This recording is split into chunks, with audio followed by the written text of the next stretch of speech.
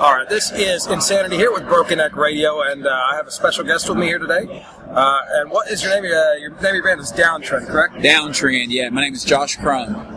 Are you the lead singer? I am the lead guitarist / founding member / band manager and booking agent. Wow, so you do pretty much everything. You're not busy at all, are you? Oh, and bus driver. I'm also the bus driver, yeah. You don't hit nothing, do you? You don't run in, you don't run off the road? A lot, especially when I'm texting, yeah. Yeah, I can imagine that happening in Ohio, too. People here are crazy, but what's your experience been like at Rock on the Range so far? Man, Rock on the Range has been awesome. Downtrend, we're not playing it.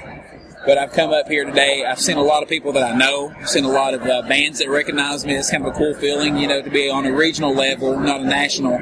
But have some of the national bands recognize you because they've shared the stage with you in the past is a good feeling. Oh, very cool. A lot of the media has recognized. It's kind of neat. I didn't really come up here for that experience. I came up here to be a fan and watch the concert, but that's been a cool bonus, to say the least. Absolutely. Well, just to get experiences. I mean, Monster throws on a show like no other, really. They do it in a extravagant fashion, so it's pretty cool. And this actually Broken Neck Radio's first time at Rock on the Range. And tell me a little bit more about your band. How long have you guys been around for?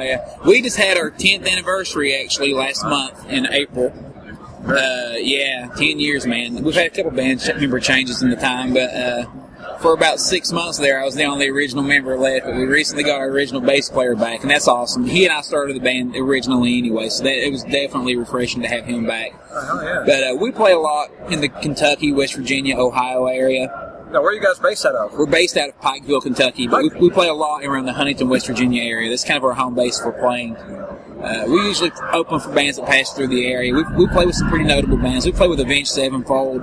Very cool. We play with Theory of a Dead Man, Alter Bridge, Seven Dust. I mean, I'm just throwing names off the top of my head, but these are bands we've shared the stage with over our past 10 years. And it's been a lot of fun, man. And it's kind of fun to come up here and be a fan, but at the same time, I'm backstage with these cats, and it's kind of a good time, too. Yeah, coming out here in the media tent and stuff and getting to see all the people that you idolize. Like, I was just standing, mere feet for Marion Lewis. I couldn't yank them away because everybody's give me, feasting, they want that. And I saw the guys from Seether, couldn't get them either. But you should have been in here earlier today. The craziest moment we had, all of Killswitch Engage was in here. Oh, my God. At the same time, Zach Wild, who was clearly the draw. Man. And, and Rex Brown from Pantera. Oh, Jesus. And this ring was crazy, and it was like leeches. I was like, wow. And we were I've met Zach a few times, man, but I've never got a picture. Oh. And I just wanted the picture, and his personal assistant was not having it.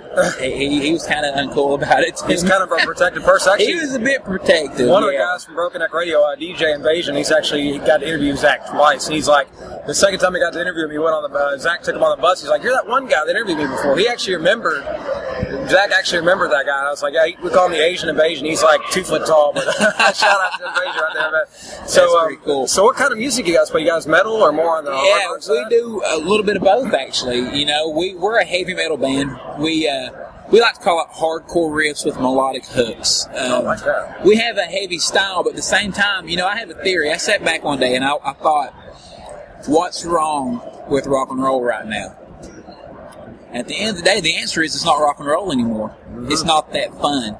If you look back in the 80s when rock and roll was in its heyday, in the 70s, it was fun. Bands like Boston, Poison, it was fun. Journey, it was fun. There's not really bands like that right now. I think the closest thing to that right now is Buck Cherry. A band that I think should be way bigger than they are. For that reason, I don't really understand.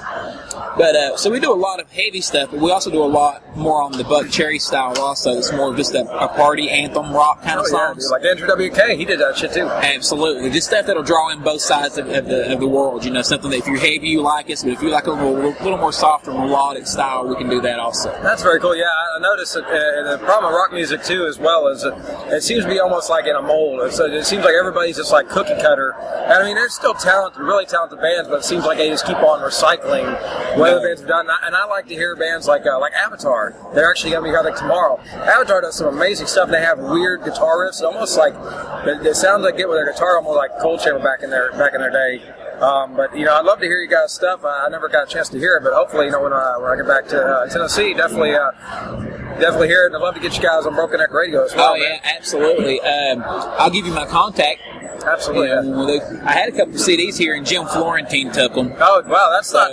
that's pretty cool, right? That's bragging rights right there, I bro. know, right? I took a picture, and he's like, "Hey, man," I was like, "You got to show the CD." And you took my CDs. I want to put them in the picture with me. So that was kind of a neat moment. Oh, yeah, dude, that's got to be honoring. I'm very honored. Yeah, he was very laid back. But today, I think the highlight for me, man, anyone that knows me, I'm a big Ozzy fan. Oh, hell yeah. I was lucky enough to meet Ozzy last summer. I've met Zach a few times, as I mentioned earlier, but I was sitting there, and completely across the tent, I could see Blasco, who is Ozzy's bass player. Hell yeah, dude. So I bolt over that way, and I'm like, "Blasco, look, I'm a fan first. I don't give a crap, man. I'm a fan." I was like, "Can I just get a quick picture?" He's like, "Absolutely." And that was really cool for me, just because I'm such an Ozzy fan, and I like that connection. Yeah, Ozzy pretty much. I mean, he's been the rooted, in rock, and he just revolutionized it. I think really with this style. Absolutely. And real quick before we go, do you have any social links, anything like that you'd like to share for Downtrend? Absolutely, yeah. We have a www.downtrendmetal.com. So our website, you can catch us there. Upcoming events, we're currently getting ready to go and record a new EP. Oh yeah. We're definitely looking forward to that. And we got a small tour coming up in the state of Ohio next month. Oh, very cool. So we're looking forward to that. If there's any listeners up that way, maybe give us a check out. But other than that, man, we're just kind of playing it by ear and seeing where it goes, and it's just a tough road. Well, you got to keep at it, because one thing I've noticed about this industry is, you see all the members, all the original members are gone, except for you. It seems to be par for the course, and I talk to a lot of musicians and kind of have to keep them motivated, because they feel like quitting all the time. And it's it's one of them businesses where you really have to want it. You really have to want it and bleed for it. Really, I find that it's that way for any musician, even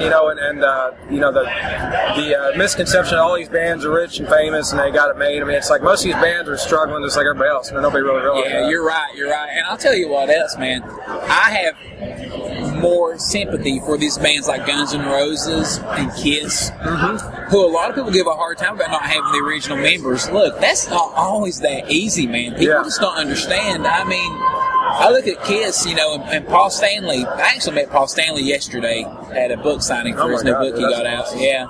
And he said in an interview once, he said, without Ace Frehley and Peter Criss, there would never be a Kiss.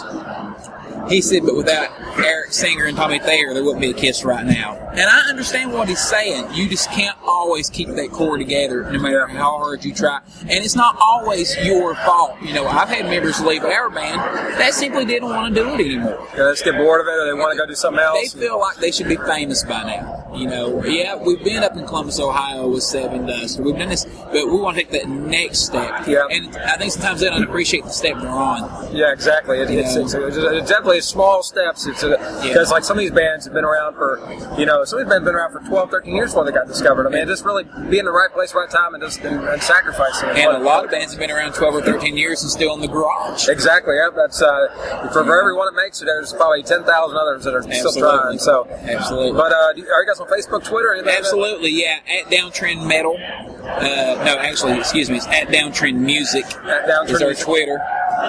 Downtrend on Facebook is DOWNTREND.